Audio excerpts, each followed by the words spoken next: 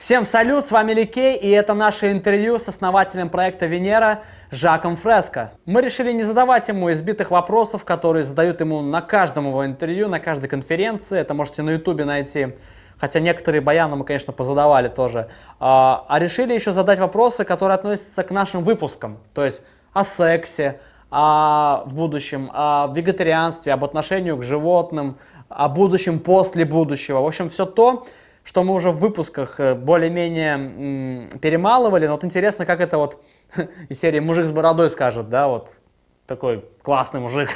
Посмотрим. Какое значение будет иметь секс в будущем? Sex in the future will be much milder. There'll be very few people that are oversexed.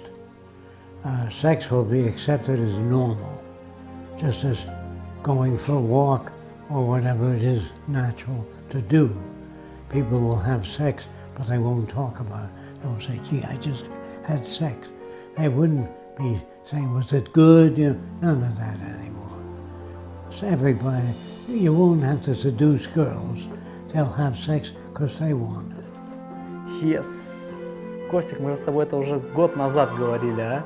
Смотрите вот этот выпуск еще раз. Будет ли человек в будущем эксплуатировать животных ради еды, меха и украшений? I don't think so. I think they will move toward organic vegetarianism. And I think that will feed more people and be less toxic to the environment. Двойной yes. Костик, это вообще мы совсем недавно еще в этом выпуске про это говорили. Что будет мотивировать человека в будущем? Сейчас многих мотивируют деньги, и это несчастье. Most of the incentive will be based on similar values, meaning you put an end to war, fights, arguments, and all that will be obvious as compared to today's society. And people will feel good because they got rid of a lot of the interference factors in language. They will learn to communicate more accurately. What's the incentive in the future? The incentive is the accomplishment of the end of arguments and disputes. People will be able to communicate their ideas to other people so that they'll understand them. What's the incentive if there's no money? The incentive is the observation of the end of stress between people. That's the incentive. The stress comes to an end and they learn how to communicate and they're satisfied with other people understanding what they mean, not interpreting what they mean. Какие шаги уже сделаны для развития ресурсоориентированной экономики? Well, first we have to introduce people to what it is and why it is. And if they understand it, then we can go into more detail. What have we done so far to introduce a resource-based economy? We've been doing it all along, answering questions. What about books, movies, videos? Yes, we'll use books, movies, videos, diagrams, whatever will help people understand putting it together. It will not be subject to interpretation. Кто из официальных лиц или государственных структур или знаменитых людей поддерживает проект Венера? That I can't answer. I think that famous people are victims of culture just like everybody else. Что будет после ресурсоориентированной экономики? Все меняется, ничто не статично. Какое будет будущее после будущего?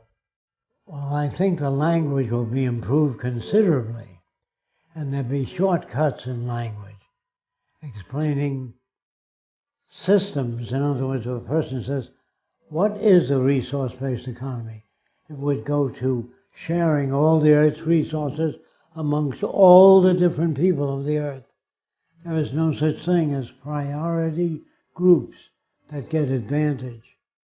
Мы желаем вам долгих лет жизни, но что будет с проектом Венера, когда вас не станет? Кто его будет продвигать? Хватит ли людям сплоченности? It depends on how well people understand it, whether it continues along the lines of the Venus Project. For example, the Venus Project must do certain things. So if people ask me, can anybody else take over and do what they want to do? No. The Venus Project must invite all nations to participate in the restoration of the environment as near a natural condition as possible. They must do that. It must be all-inclusive. All the nations, separate nations, have to become one people that agree to take care of the oceans, the atmosphere, and the forests, to restore them. And if they agree to that, then it would be the Venus Project. But if they go off in some other direction, where it's exclusive in Canada only, it won't work. It must be international. If anything happens to me, the people that take over will be people that understand the values of the Venus Project and why it does what it does. Why it advocates a given direction, not any direction.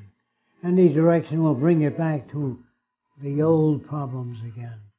Fights, disagreements, arguments. There's no argument in the fact that all the resources of the earth belong to everybody. That's real clear. They can't alter that. And all of the nations will eventually evolve a language that's not subject to interpretation. That's absolutely necessary. Well, they will appear to be listening to other people and paying attention to them instead of arguing. They will learn how to share ideas and ask a person how much they know about electricity.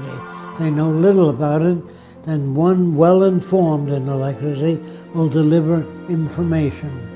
And then when a person says, what about climate and climate change?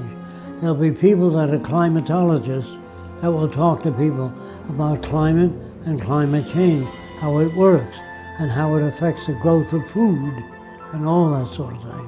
What I'd like to see, I would like to see groups of people read the book, The Best That Money Can't Buy, at meetings, chapter by chapter, so that people understand each chapter.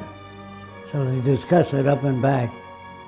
I'd like to see that as the instruction manual for understanding the Venus Project. And those that understand it best will tell them by reinterpreting what they don't understand to something they do understand. Спасибо за ответы. Проект Венера, проект Коза будем делать. With the Venus Project, we can do it. We can put an end to conflict, fights, verbal disagreements. Ну вот, парни, сделали интервью с Жаком Фреско, умный человек, наш современник. То есть это то же самое, что там века назад взять интервью там, у Ницше или у Теслы, да, и все такое. Мы, конечно, с Костиком дико рады, что наконец-то вот пообщались с ним и рассказали вам про проект Венера и все такое. Ну, все остальное в наших руках, будущее в наших руках. Чувствуйте будущее, хватит спорить, хватит ругаться, сразу свое мнение выражать. Давайте выслушивать друг друга и понимать. Вот это самое главное, понимать. Тогда у нас в будущем все будет хорошо. Свободный ум.